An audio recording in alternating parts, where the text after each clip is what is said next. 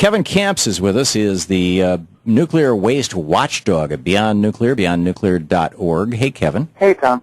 We just had a fellow from the Breakthrough Institute telling us how wonderful nuclear power was. Actually, he was trying to. We kind of got sidetracked on carbon taxes and my being crazy. But in any case, I understand that, the guy who is sort of the original hero of Fukushima, who stayed and tried to keep the plant from melting down, just died of cancer. And B, that some of the nuclear watchdogs in the Fukushima area in Japan are saying that there's just a naked leak of radiation into the ocean. Take your choice, whichever one you want to talk about first. Well, Yoshida, he did defy Tokyo Electric when they told him to stop cooling the melting down reactors with salt water because they wanted to preserve them for future commercial use, which was insane. They were so in denial. And he disregarded their orders, and he cooled as best he could the reactors with salt water. Unfortunately, he could not stop them from melting down. And, the devil's in the details as to how much radioactivity has gotten out, but that's the latest news that you're saying that's breaking is that, it looks like the New York Times reported just today, based on the Nuclear Regulatory Authority's chief spokesperson, that the leaks have been going on for 2 years into the ocean from Fukushima. Yikes. And they have surged recently in the last days and weeks to much higher levels, something like 100 times the level of cesium and strontium and tritium that's been previously seen in the groundwater near the seaside and even in the ocean itself, just offshore. Wow. So he admitted they don't know where the leak is occurring. They don't know how to stop it. So, and cesium does what to the human body? Cesium is a muscle seeker, and it has caused, for example, in Ukraine and Belarus and Russia, a condition called Chernobyl heart, even in children, which is holes in the heart congenitally. Okay, and strontium does what to human beings? Strontium is a bone seeker that causes various bone maladies, including in the bone marrow. Including bone cancer and leukemia? Yeah. Okay, and what was the third element you said? Tritium, which is radioactive hydrogen, which is also a clinically proven cause of cancer and birth defects and genetic damage. And this stuff is just literally pouring out of Fukushima right now as we speak. They have like 100 tons or more of leakage into the basement levels of water, groundwater, on a regular basis, and that's where it's picking up its contamination and then leaking apparently into the ocean after that.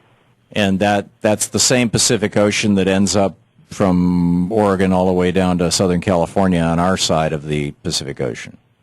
Yeah, and the ocean currents, even certain forms of seafood like tuna actually bring it over here pretty quickly because they're actually swimming, migrating. So, it's the bioaccumulation in the food chain that we really need to worry about. Some people might try to dismiss this as not important because the ocean is so big, the radioactivity will dilute.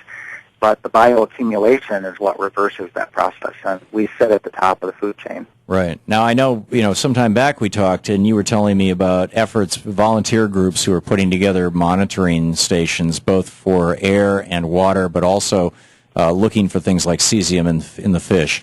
What's the status of that? Well, the Fukushima Fallout Awareness Network is one of the great coalitions happening in North America, and they're really urging the U.S. Food and Drug Administration to take this issue seriously, to put official federal monitoring at a much higher alert level on the food that's, coming from the ocean, that's even being imported from Japan, because our regulations are much weaker than Japan's. Japan allows for 100 becquerels per kilogram of radioactive cesium in food. Beyond that, it's considered unfit for human consumption. Incredibly, in the U.S., the standard is 1,200 becquerels per kilogram. So we easily could be importing Japanese contaminated food into the United States. Whoa. And is this Japanese contaminated food that is too radioactive for Japan, so they're exporting it? You're talking about seafood? All food. Even crops that are being grown, not just in Fukushima Prefecture, but in adjacent prefectures. Things like rice? Yes, you name it. I mean, I've checked the International Atomic Energy Agency website from time to time to see the list grow of the various foods that are being contaminated in Japan and at certain different levels. Now, this is this is what could be and what the levels are, what is actually being measured? You have, hey, this group of 15 people in Portland, Oregon just discovered, in this restaurant, salmon that kicks a Geiger counter at this point. Is there anything like that? I think it's still in the initial stages to try to set up those kind of systems. I mean, it's even been forced on the people of Japan to do their own food analysis because their government, which is in bed with the nuclear industry, isn't doing anywhere near an adequate job. So, for example, there's a family in in Osaka, that has set up its own food monitoring system. They paid something like $10,000 or $15,000 to acquire it from Ukraine, of all places, who has to deal with the aftermath of Chernobyl. And they are checking the food not only for their own children, but for their children's schoolmates. And so they've set up kind of a single elementary school governing its own children's food supply. And what are they finding? Well, I haven't heard recently, but they are on guard against their children eating any contaminated food above a certain level. Yeah, amazing. And that above the certain level, that's where the devil's in the details, because there is no safe level of radiation. That's right. Artificial radioactivity is harmful. Very for risk of cancer. Period. No nukes. BeyondNuclear.org is the website. Kevin Camps, the Nuclear Waste Watchdog. Thanks, Kevin. Okay, thank you, Tom. Always great talking to you. If you want more information, get over to BeyondNuclear.org. We'll be right back. A team of Japanese researchers is expressing concern more than 2 years after the accident at the Fukushima Daiichi nuclear plant. They found high levels of radioactivity in fish almost 100 kilometers from the plant. The scientists caught several Japanese sea bass off Hitachi City that contain levels of radioactive cesium exceeding 1,000 becquerels per kilogram. The amount is more than 10 times the government safety limit. In April 2011, several other fish caught in the same area also contain levels of cesium above 1,000 becquerels. The researchers are trying to find out why fish are still tainted more than 2 years after the accident.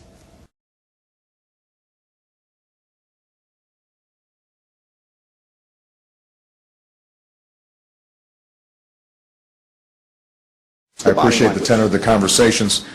I think it will actually yield results before the end of the year, and I look forward to continuing this dialogue in the months ahead. Thank you very much, everybody.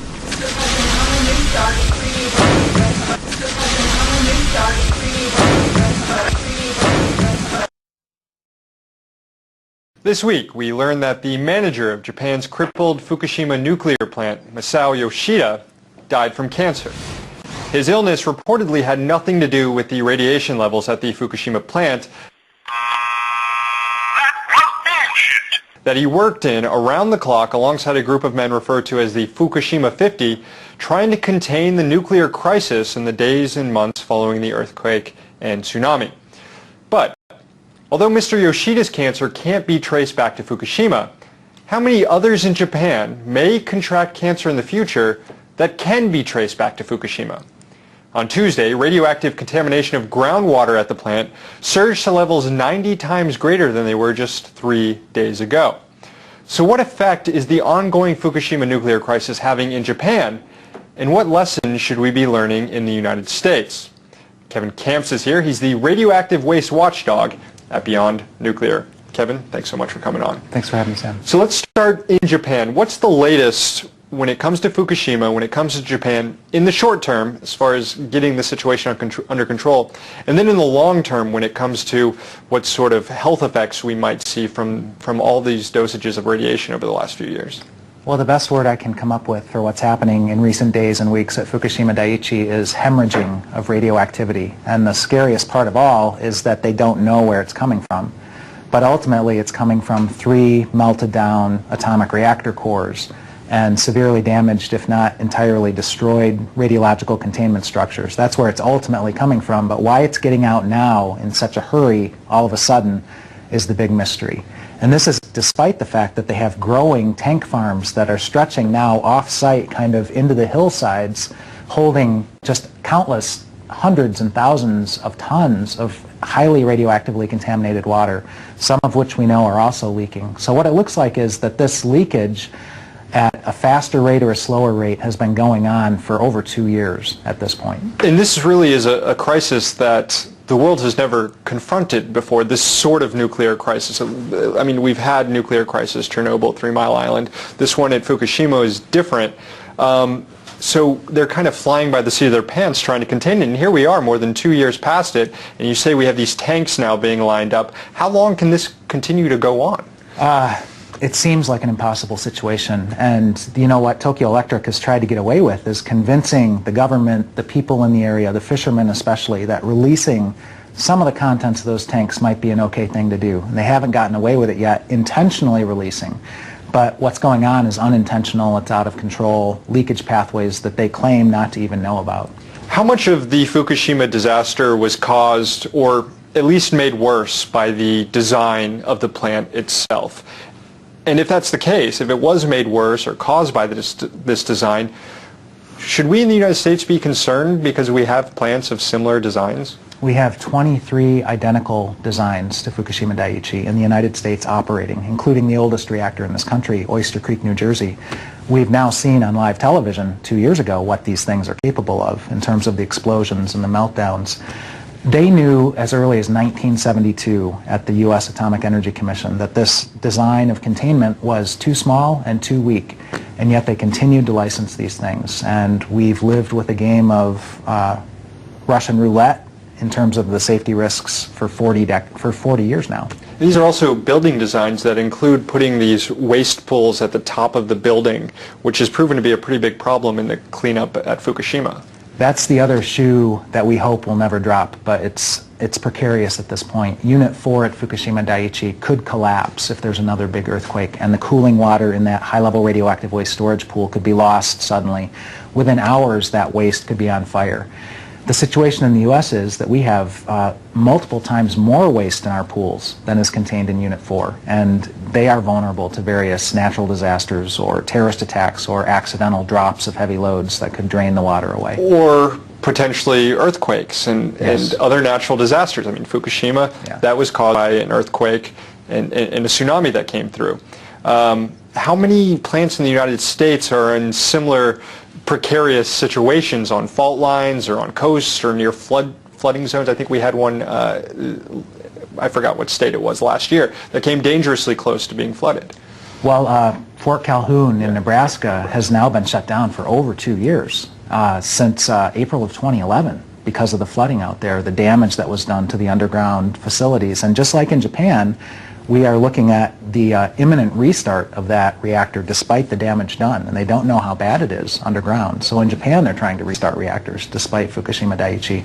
We have dozens, scores of reactors in various vulnerable situations to natural disasters. We did recently move to have reactors shut down at the San Onofre nuclear facility last month. How much of that do you think was influenced by what we saw happening in Fukushima, if at all? Or is this just kind of a one-off, here we are being careful about nuclear power in this instance while letting all these plants continue relatively unchecked in dangerous areas? Well, there has been a groundswell of concern among the American public post-Fukushima, because now folks have seen on live television what American reactor designs are capable of. But I should hasten to say that there are watchdogs in California who have been in the trenches for 4 decades out there, watchdogging San Onofre. And the Nuclear Regulatory Commission was not the one who shut down San Onofre. It was the utility itself. The NRC was doing all it could to keep this utility viable, but it was the intervention of groups like Friends of the Earth and grassroots groups who just shined a very bright spotlight on the damage at that facility and showed that it was dangerous to 8 million people if they ever restarted that thing. In the last 10, 15 seconds, what has Fukushima done for the movement for the no nukes movement? Well, I think, the fallout that hit the United States that is still going into the ocean has shown people that the food is contaminated to an extent, and people have to be careful what they're eating, and people are getting involved on the local level. The nukes in their neighborhood, they're fighting to shut them down. Right. Kevin Kamps, the radioactive waste watchdog at Beyond Nuclear, thank you so much. Thank you.